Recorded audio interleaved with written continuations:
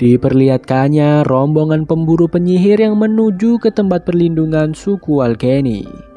Di dalam sebuah gubuk terlihat Magra sedang mengambil barang berharga peninggalan ayahnya untuk dibawa pergi dari sana. Di luar, Geterbug sedang memprovokasi para penduduk suku Alkeni agar menangkap Paris dan Magra untuk dijadikan tawaran kepada para pasukan pemburu penyihir.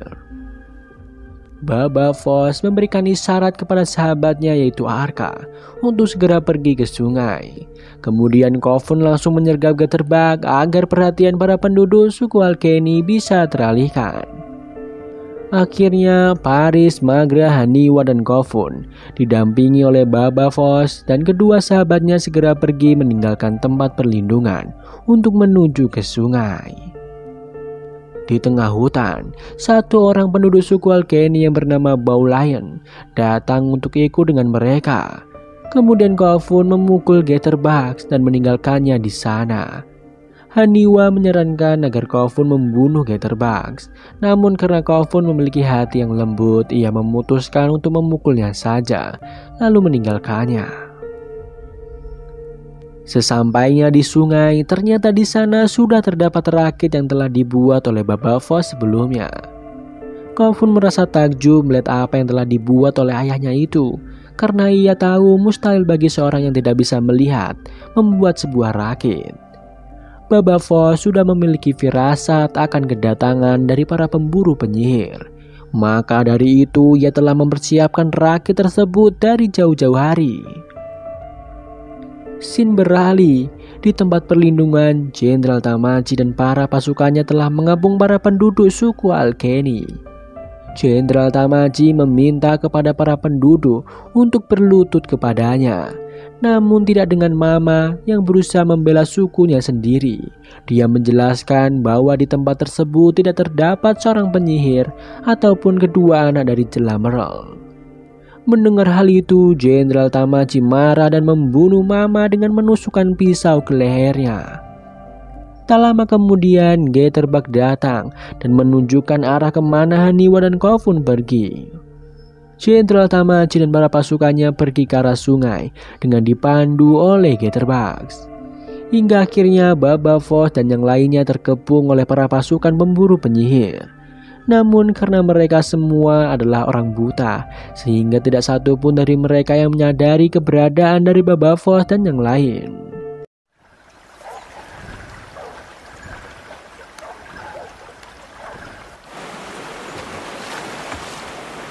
Kemudian Baba Voss dengan pedang tajam miliknya turun ke dalam sungai untuk menghabisi satu persatu para pasukan yang menghalangi jalan tersebut. Pertarungan pun tak terelakkan lagi, hingga salah seorang sahabat Baba Voss yang bernama Matal berhasil dibunuh oleh para pemburu penyihir. Begitupun dengan sahabat Baba Voss yang bernama Arka, ia juga telah dibunuh oleh para pasukan pemburu penyihir. Haniwa yang tidak sempat menembakkan anak panahnya untuk menolong Arka, memindahkan targetnya kepada Geterbug untuk ia bunuh. Sebenarnya Haniwa akan menembakkan anak panahnya kepada Jenderal Tamaji, namun karena meleset akhirnya anak panah itu tertancap di tubuh Geterbug. Baba Voss dan yang lain segera kabur dari tempat itu. Karena Baba Voss dan yang lain berhasil kabur, akhirnya Geterbug dibunuh oleh Jenderal Tamaji. Tidak hanya itu saja, Tamaji juga akan membunuh semua suku Alkeni. Scene beralih kepada Ratu Ken yang sedang mengadakan sebuah pertemuan dengan anggota parlemennya. Di sana Ratu Ken kembali mengumumkan pesan dari Jenderal Tamaji tentang kegagalannya untuk menangkap Haniwa dan Kofun. Salah seorang anggota parlemen yang bernama Lady Han menyarankan untuk menghentikan pencarian karena para pasukan memiliki keluarga di rumahnya yang harus mereka temui. Bahkan para warga Ratu Ken menganggap bahwa mereka telah dipimpin oleh seorang penguasa yang sedang patah hati. Mereka kesal tentang ambisi Ratu Ken yang ingin menangkap Jelamerl atau orang yang ternyata selama ini ia cintai. Sampai-sampai dirinya lupa akan kewajiban yang harus dia jalani terhadap rakyatnya. Oleh karena itu, para anggota parlemennya merasa sangat kecewa dengan Ratu Ken yang sekarang.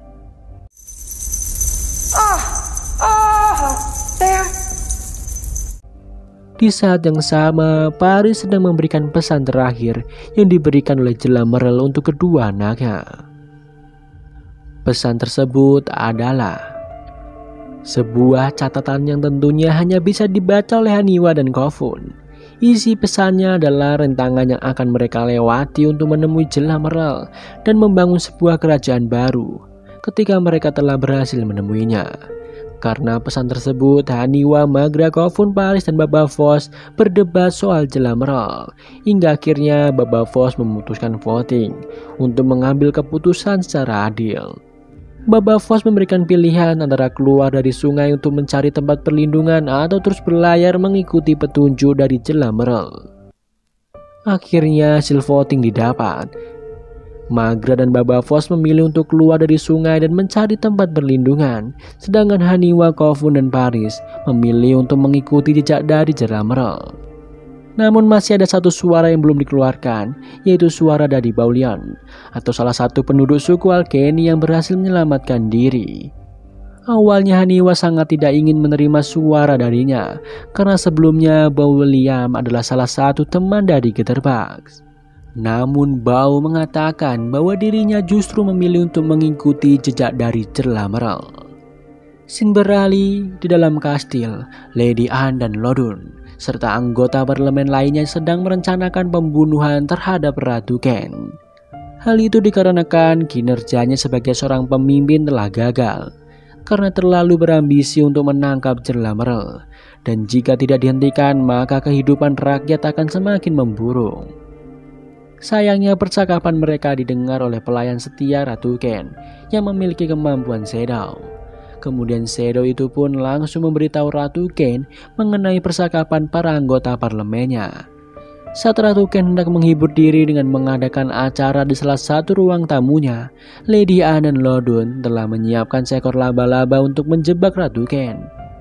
Namun sayangnya usaha itu gagal karena Ratu Ken telah mengetahui siasat tersebut. Ratu Ken dan pelayannya itu langsung membunuh Lodun dan Lady Anne saat itu juga.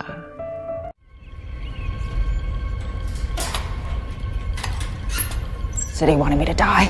Well, I decided I won't die for this city. Sementara itu, Baba Voss dan yang lain sedang beristirahat di suatu tempat di mana mereka juga akan bermalam di sana. Layaknya seorang ibu yang baik, Magra menemani Haniwa dan mengajaknya mengobrol tentang kehidupannya nanti. Setelah mengobrol dengan Haniwa, Magra mengeluarkan sebuah kantong merah kecil yang belum kita ketahui isinya apa. Namun kelihatannya itu sangat berharga baginya. Pada malam harinya ketika Kofun sedang berjaga, dari kejauhan seperti ada yang mengintai mereka di semak-semak. Pagi pun tiba, Baba Voss merasa gelisah karena pedang miliknya telah hilang. Dan anehnya bukan hanya pedang milik Baba Voss saja yang hilang, busur milik Haniwa serta kantung merah kecil milik Magra pun ikut hilang secara bersamaan. Hal itu membuat Magra merasa sangat gelisah karena telah kehilangan benda paling berharganya itu. Melihat hal itu, Haniwa memutuskan untuk mencarinya. Namun Baba Voss tidak mengizinkannya karena situasinya berbahaya jika mereka tidak memiliki senjata. Hingga akhirnya Kofun pun melihat seorang yang telah mencuri barang-barang mereka sedang berdiri dari jauh di antara pepohonan. Namun sayangnya bayang-bayang itu tidak terlihat jelas, dan tak lama kemudian orang itu langsung menghilang. Kembali kepada Ratu Ken, pelayannya telah mengabarkan bahwa para rakyatnya sedang berdemo karena kematian dari Lordun dan Lady Anne yang telah dibunuh oleh Ratu Ken. Untuk sementara ini, penjaga masih bisa mengatasi rakyat yang marah. Namun tentu saja lama-lama para penjaga pasti akan kewalahan. Oleh karena itu, Ratu Ken pergi ke sebuah ruang pengoperasian mesin bendungan. Ia lalu mematikan satu persatu mesin yang ada di sana. Karena mesin dimatikan, air yang seharusnya mengalir melewati bendungan sekarang harus terhambat di luar tembok. Dan lama-kelamaan akan mengakibatkan kehancuran pada bendungan tersebut. Hal itu ia lakukan agar semua rakyatnya yang sedang berdemo di luar kastil akan tertimpa oleh hancurnya bendungan tersebut. Sepertinya Ratu Ken telah kehilangan kendali. Ratu Ken mengatakan bahwa dirinya akan pergi menemui cinta sejatinya atau cinta khayalannya, yaitu Cerlah Merle yang ia tunggu-tunggu tidak kunjung datang kepadanya. Dan film pun bersambung.